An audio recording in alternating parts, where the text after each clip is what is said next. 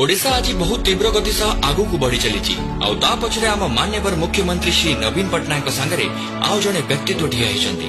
जी की निज करियर आरंभ ओडिशा माटी को निजर सर्वस्व देते सी होचंती Shri Kartik Pandian sir former IAS officer and secretary to the CM आ वर्तमान ओडिशा 5T गवर्नेंस मार्गदर्शक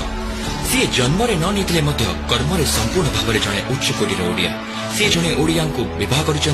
निज पिला मनरे ओडिशा माटी और संस्कृति भक्ति गढ़ी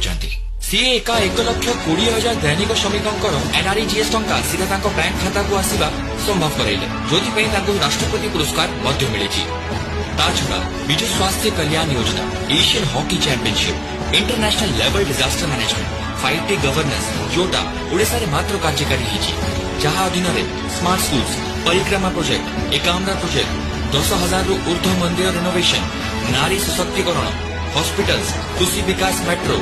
ओडिशा रे युवपीढ़ी आईटी हब भुवनेश्वर स्टार्टअप्स को सपोर्ट करने ओडिशा स्टार्टअप ग्रोथ फंड आज ओडिशा लोक माने ओडिशा को स्पोर्ट्स कैपिटल ऑफ इंडिया कहउछंती ओडिशा साहित्य सम्मेलनी अंतरराष्ट्रीय मिलेट सम्मेलन मो बस आ लक्ष्मी बस सुविधा को